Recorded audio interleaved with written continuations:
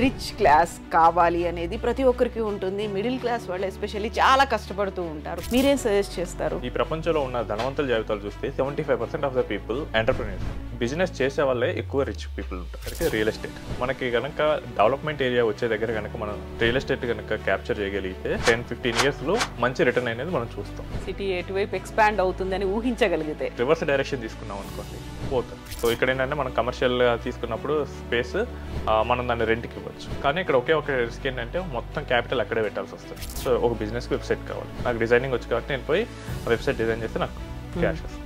Editing లేదా software development, freelancing చేయడం, మనకి ఆర్డర్స్ వస్తే కనుక మనం ఇన్కమ్ అనేది మనకి కొంచెం హెవీగా వస్తుంది.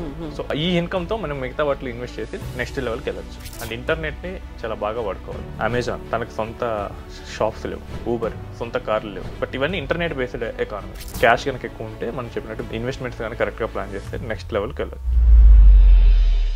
నమస్తే, నేను Kavitha. Welcome to I dream. Middle class rich అవ్వాలంటే ఏం చేయాలి? ఇన్వెస్ట్మెంట్ ఆప్షన్స్ ఏమున్నాయి? అసెట్స్ ఏమున్నాయి? దేని మీద ఫోకస్ పెట్టాల్సినటువంటి అవసరం ఉంది? మేనేజ్మెంట్ ఎలా చేసుకోవాలి? మనతో పాటుగా ఉన్నారు ఫైనాన్షియల్ ఎక్స్పర్ట్ సాయిరామ్ గారు. హలో అండి సాయిరామ్ గారు. Hello madam. నమస్తే అండి. సో రిచ్ క్లాస్ కావాలి అనేది ప్రతి ఒక్కరికి ఉంటుంది. మిడిల్ క్లాస్ వాళ్ళు ఎస్పెషల్లీ చాలా కష్టపడుతూ ఉంటారు. ఇన్వెస్ట్ చేయాలి అనేది, అసెట్స్ పెంచుకోవాలి, మనం కాకపోతే మన పిల్లల కోసమైనా నెక్స్ట్ జనరేషన్ కోసమైనా ఎంతో అంత వాళ్ళకి అందివ్వాలి అనేటువంటిది ఉంటుంది కదా కాన్సెప్ట్. అక్కడే పొరపాట్లు కూడా అవుతుంటాయి. ప్రాపర్ గైడెన్స్ లేకపోవడం, మిస్టేక్స్ అనేవి ఉంటాయి. మీరేం సజెస్ట్ చేస్తారు? సో మనకేంటంటే మొత్తం 3 రకాల పీపుల్ ఉంటారు. ఒకటి దారిద్ర్య రేఖ దిగువన ఉన్నవాళ్ళు, పేదవాళ్ళు. Next middle class, next rich. So రిచ్కి ఏంటంటే ఏం చెప్పాల్సిన అవసరం లేదు. ఆల్రెడీ ఎనఫ్ అసెట్స్ ఉంటాయి కాబట్టి వాళ్ళు మంచి టీంని పెట్టి వాళ్ళు మేనేజ్ చేసుకుంటారు. నెక్స్ట్ పూర్కి ఏంటంటే వాళ్ళకి గవర్నమెంట్ స్కీమ్స్ వీటితోనే సరిపోతూ ఉంటుంది. సో మిడిల్ క్లాసే వచ్చేసరికి వాళ్ళకి ఏంటంటే పూర్గా బతకలేరు, నెక్స్ట్ రిచ్గా ఉండడానికి ట్రై చేస్తారు, అంత ఇన్కమ్ ఉండదు. సో ఈ మిడిల్ క్లాస్ నుంచి ఎంత ప్లాన్ ఏమేమి వాటిలో చేస్తే నెక్స్ట్ స్టేజ్కి వెళ్తారు. సో వాటిని చూద్దాం. సో ఫస్ట్ ఏంటంటే బిజినెస్. సో ఈ ప్రపంచంలో ఉన్న ధనవంతుల జాబితాలు చూస్తే 75% ఆఫ్ ద పీపుల్ ఎంటర్‌ప్రెన్యూర్స్ అండి. సో బిజినెస్ చేసే వాళ్ళే ఎక్కువ రిచ్ పీపుల్ ఉంటారు. సో ఎవరైతే ఎక్కువ బిజినెస్లో సంపాదించారో వాళ్ళే రిచ్ ఉంటారు. సో బిజినెస్ చేయాలి ఫస్ట్. ఎవరైనా నెక్స్ట్ రిస్క్ తీసుకొని బిజినెస్ చేయాలి. బిజినెస్ చేయడం అందరికీ ఈజీ కాకపోవచ్చు. కాకపోతే ఏంటంటే నెక్స్ట్ స్టేజ్కి వెళ్ళాలి అంటే కనుక అది ఇప్పుడు మనం చాలామంది చూస్తున్నాం. For example Swiggy, red bus, మన తెలుగు స్టేట్స్ వాళ్ళే కో-ఫౌండర్స్గా ఉన్నారు. వాళ్ళు మిడిల్ క్లాస్ నుంచే రిస్క్ చేశారు. ఇప్పుడు చూడండి అవి ఎంత అయిందో. సో బిజినెస్ చేయాలి. ఆ బిజినెస్ చేయడం కూడా చాలా రిస్క్తోనే ఉంటుంది. కాకపోతే ఎవరైతే దాన్ని పర్ఫెక్ట్గా ఎగ్జిక్యూట్ చేయగలరో వాళ్ళు మాత్రం నెక్స్ట్ స్టేజ్కి వెళ్ళగలరు. సో బిజినెస్ చేసేటప్పుడు పర్ఫెక్ట్ ప్లాన్ చేసుకోవాలి, ఎగ్జిక్యూషన్కి పర్ఫెక్ట్గా ప్లాన్ చేయాలి, టీం ఉండాలి. ఈ 3 కరెక్ట్గా ఉంటేనే మీరు బిజినెస్లోకి దిగాలి. అప్పుడే మీరు రిస్క్ చేసి దిగితే అప్పుడు మీరు నెక్స్ట్ స్టేజ్కి వెళ్ళగలరు. సో ఇవేమీ లేకుండా నా దగ్గర డబ్బు ఉంది నేను దిగుతా అంటే మిడిల్ క్లాస్ మళ్ళీ ఇంకొంచెం మిడిల్ క్లాస్గానే ఉంటారు, భారం అవుతుంది. ఇదొక చూస్తాను నేను. ఎన్ఆర్ఎస్ మెయిన్గా డైరీ ఫార్మ్స్ పెడతారు. అవును. సో వాళ్ళు ఏంటంటే ఎక్కడో ఉంటారు, ఇక్కడ ఉండే వాళ్ళని నమ్మి డబ్బులు ఇస్తారు. అక్కడ ప్లానింగ్ ప్రాపర్గా లేదు, ఎగ్జిక్యూషన్ ప్రాపర్గా లేదు. బట్ నెక్స్ట్ స్టేజ్కి వెళ్ళాలంటే ఎలా వెళ్తారు? డబ్బులు ఉన్నాయని పెట్టేస్తే బిజినెస్లో డబ్బులు రావు. సో మన బిజినెస్ని మన ఓన్గా ఫీల్ అయ్యి చేసే వాళ్ళు ఉండాలి. టీం అనేది ప్రాపర్గా ఉండాలి, మన స్ట్రాటజీస్ కరెక్ట్గా ఉండాలి, అసలు మనం కరెక్ట్గా పెడుతున్నామా లేదా అవన్నీ చూడాలి, అవగాహన ఉందా. ఇంకోటి చాలామంది ఫుడ్ బిజినెస్లో పెడుతూ ఉంటారు. సో మీరు చూడండి చాలామంది ఫెయిల్ అయ్యేది కూడా ఫుడ్ బిజినెస్లోనే. వాళ్ళు ఏంటంటే అది సెంటర్లో బాగుంది పెడతాం అనుకుంటారు. ఒకటి ఏంటంటే ప్రైజింగ్ అడ్జస్ట్ చేసుకోరు. సో ప్రైజింగ్ అనేది కొంచెం ఎక్కువ పెడతారో లేదా అసలు కాంపిటేటివ్గా పెట్టరు. ఇంకోటి ఏంటంటే క్వాలిటీ మీద ఫోకస్ చేయరు. సో కొత్తగా వచ్చేటప్పుడు ఎవరైనా కానీ మీరు క్వాలిటీ మీద ఫోకస్ చేయాల్సి వస్తుంది, ఏ బిజినెస్ అయినా కానీ. సో నెక్స్ట్ డే 1 నుంచే ప్రాఫిట్స్ రావాలనుకుంటారు. ఎందుకంటే వాళ్ళు ఇప్పటి నుంచే మిడిల్ క్లాస్ నుంచి వచ్చారు కాబట్టి వాళ్ళు నెక్స్ట్ స్టేజ్కి వెళ్ళే దాంట్లో వెనక్కి వెళ్ళకూడదు అనుకుంటారు. సో అలా సర్వే అవ్వాలంటే డే 1 నుంచే ప్రాఫిట్ రావాలనుకుంటారు. బట్ డే 1 నుంచి బిజినెస్లో ప్రాఫిట్లు రావడం చాలా కష్టం. Out of the box think చేయాలి.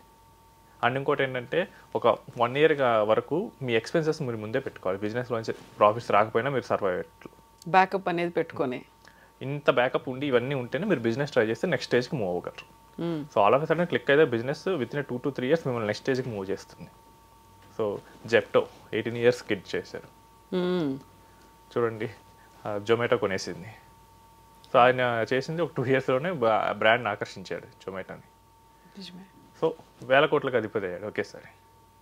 ఇవేంటంటే క్లిక్ అయితే ఆల్ ఆఫ్ ఎ సడన్ మిమ్మల్ని నెక్స్ట్ స్టేజ్కి ఇమీడియట్గా తీసుకెళ్తాయి, బట్ ఫెయిల్ అయ్యే రేట్ కూడా ఎక్కువ ఉంటుంది.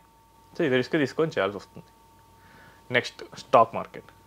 సో బిజినెస్ నేను చేయలేను, నాకు అంత స్కిల్ లేదు అనుకునే వాళ్ళకి ఏంటంటే వేరే వాళ్ళ బిజినెస్లో ఇన్వెస్ట్ చేయొచ్చు.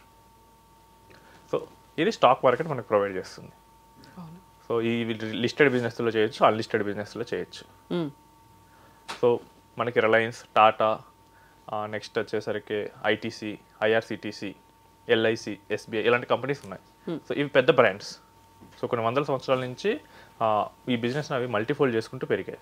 సో మనం చేయలేనప్పుడు మనం ఇలాంటి బిజినెస్లో ఇన్వెస్ట్ చేయొచ్చు, రిలయబుల్గా కూడా కనిపిస్తుంటాయి కాబట్టి.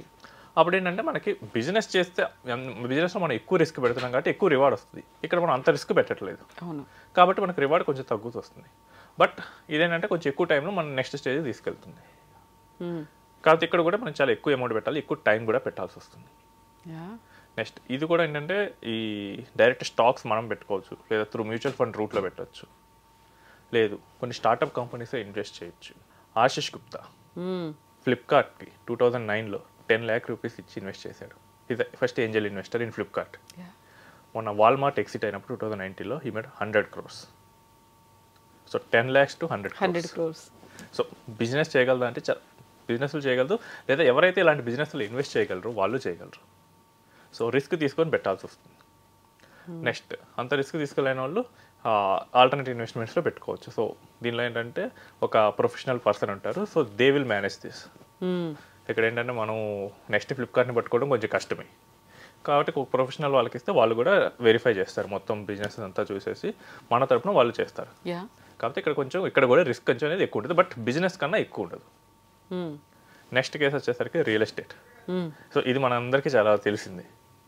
సో హైటెక్ సిటీలో 1995లో సైబర్ టవర్స్ పడకముందు ఒక ఎకరం ఎంత ఉంటుందండి? Maybe around 20,000.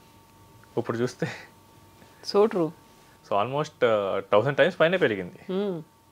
సో మనకి కనుక డెవలప్మెంట్ ఏరియా వచ్చే దగ్గర కనుక మనం రియల్ ఎస్టేట్ కనుక క్యాప్చర్ చేయగలిగితే సో మనకి వితిన్ 10-15 yearsలో మంచి రిటర్న్ అనేది మనం చూస్తాం. సో ఇది నెక్స్ట్ స్టేజ్కి కూడా తీసుకెళ్ళగలదు. అంతెందుకండి మనకి క్యాపిటల్ ఆంధ్ర క్యాపిటల్ అమరావతి పడిన రీజన్లో అక్కడ ఉన్న వాళ్ళందరూ వాళ్ళ వాల్యూ పెరిగింది, ల్యాండ్ వాల్యూస్. సో వాళ్ళందరూ ఇప్పుడు నెక్స్ట్ స్టేజ్కి మూవ్ అవుతారు.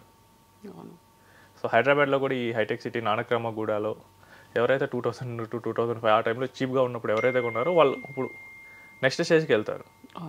సో రియల్ ఎస్టేట్లో కూడా నెక్స్ట్ స్టేజ్కి వెళ్ళొచ్చు, కాకపోతే ఇక్కడ ఏంటంటే హెవీ క్యాపిటల్ పెట్టాలి, ఒకేసారి లంసమ్ అమౌంట్ అయినా పెట్టి తీసుకోవాలి. నెక్స్ట్ ఏంటంటే మన థాట్ ప్రాసెస్ కరెక్ట్గా ఉండాలి. ఇప్పుడు నేనేంటంటే నెక్స్ట్ గ్రో అయ్యే దగ్గర పెట్టాలి, అలా కాకుండా ఆల్రెడీ గ్రో అయింది లేదా డెవలప్మెంట్ రాని చోట నేను పెడితే ఇక్కడ కూడా మనం మిస్టేక్ వెళ్ళే ఛాన్స్ అయితే ఉంది. సిటీ ఎటువైపు ఎక్స్పాండ్ అవుతుంది అని ఊహించగలిగితే, సిటీ ఎటువైపు ఎక్స్పాండ్ అవుతుంది అటు ఊహించాలి. అలా కాకుండా దానికి రివర్స్ డైరెక్షన్ తీసుకున్నాం అనుకోండి, సో పోతారు. నెక్స్ట్ వచ్చేసరికి ఈ రియల్ ఎస్టేట్లో కూడా డిఫరెంట్ టైప్స్ ఉంటాయి. So fractional real estate. So ఇదేంటంటే నేను ఒక్కనే కొనలేను ఒక బిల్డింగ్, నేను ఒక 4 ఫ్రెండ్స్ని మాట్లాడుకొని 4 కలిపి కొంటాం. అప్పుడు నాకు ఏంటంటే 100% షేర్ రాదు, కొంచెం ఒక 25% అలా షేర్ వస్తుంది.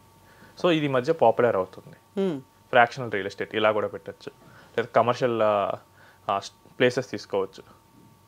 సో ఇక్కడ ఏంటంటే మనం కమర్షియల్గా తీసుకున్నప్పుడు స్పేస్ మనం దాన్ని రెంట్కి ఇవ్వచ్చు, అండ్ వాల్యూ పెరుగుతుంది మనకు. ఆ కమర్షియల్ స్పేస్ ఉంటే రెంట్ కూడా వస్తుంది. నెక్స్ట్ వచ్చేసి హౌసెస్, ల్యాండ్స్, ప్లాట్స్. సో ఇవన్నీ మనకి రియల్ ఎస్టేట్లో భాగంగా వస్తాయి. కానీ ఇక్కడ ఒక రిస్క్ ఏంటంటే మొత్తం క్యాపిటల్ అక్కడే పెట్టాల్సి వస్తుంది. టైటిల్ డిస్ప్యూట్స్ ఎక్కువగా ఉంటాయి. ఏదైనా ల్యాండ్ వాల్యూ కనుక పెరుగుతుంది అంటే కనుక మన మిగతా రెండిట్లో అయితే కనుక క్యాప్చర్ చేయడానికి తక్కువ ఉంటుంది అవకాశం. బట్ ఇక్కడైతే ఈజీగా చేయడానికి అవకాశం ఉంటుంది, ఫ్రాడ్ చేయడానికి. చాలా కళ్ళు దాని మీద ఉంటాయి అక్కడ. సో ఈ రియల్ ఎస్టేట్లో కూడా పెట్టి నెక్స్ట్ స్టేజ్కి మూవ్ అవ్వచ్చు.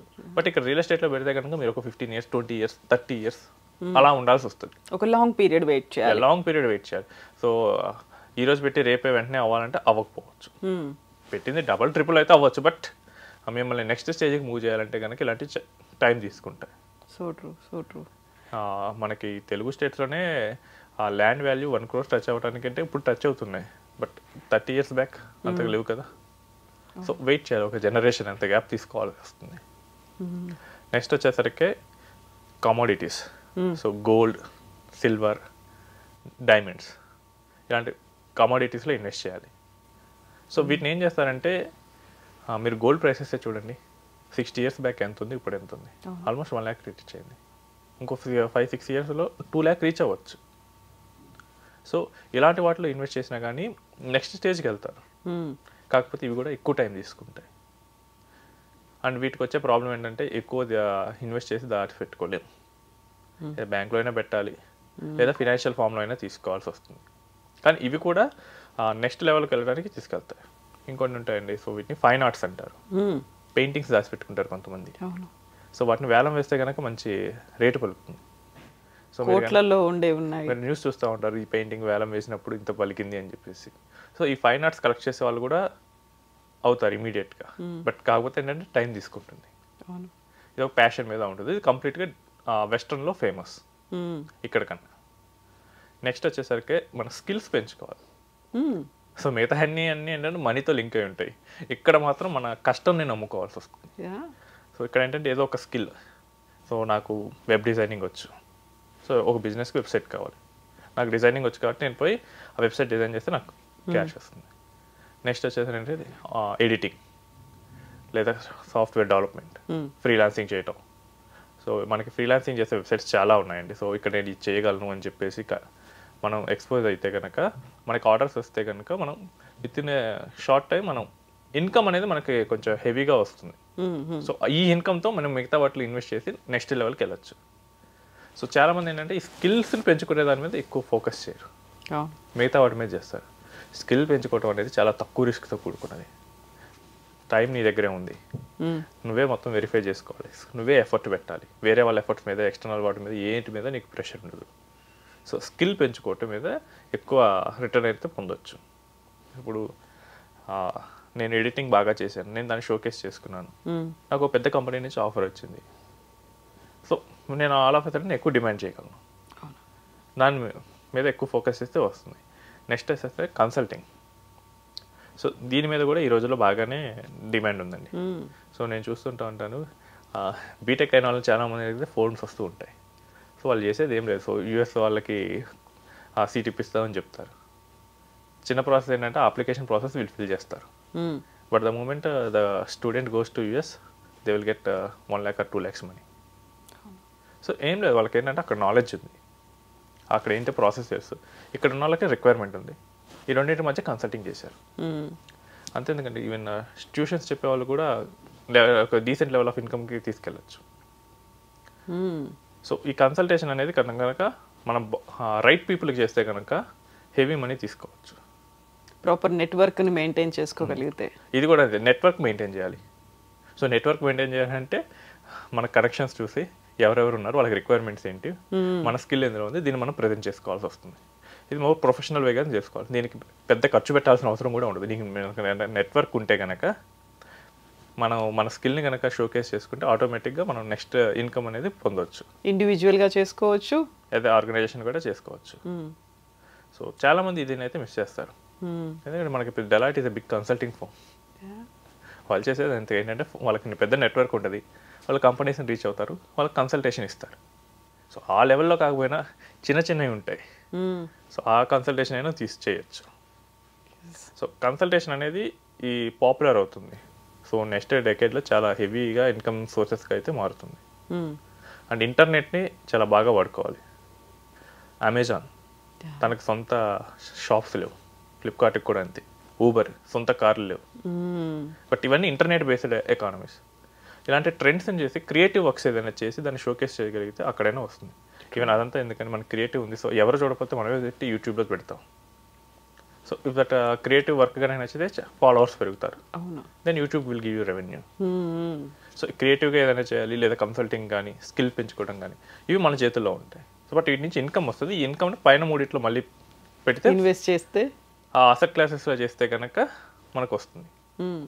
ఒకటి టైంని ఇన్వెస్ట్ చేయాలి. టైంని ఇన్వెస్ట్ చేయాలంటే మన స్కిల్స్ మీద కానీ, మన నెట్వర్క్ మీద కానీ ఫోకస్ చేసుకోవాలి. సో అప్పుడు ఏంటంటే మనకి మనీ జనరేట్ అవుతుంది. ఈ మనీ జనరేట్ అయిందని బిజినెస్లో కానీ, స్టాక్ మార్కెట్లో కానీ గోల్డ్ సిల్వర్ వాటిలో కానీ ఇన్వెస్ట్ చేయాలి. సో అప్పుడు మనకి నెక్స్ట్ లెవెల్కి మూవ్ అవ్వాలి. యా, అంతేగాని ఒకే దగ్గర స్ట్రక్ అయితే కనుక ఇక్కడ మళ్ళీ పెరగరు.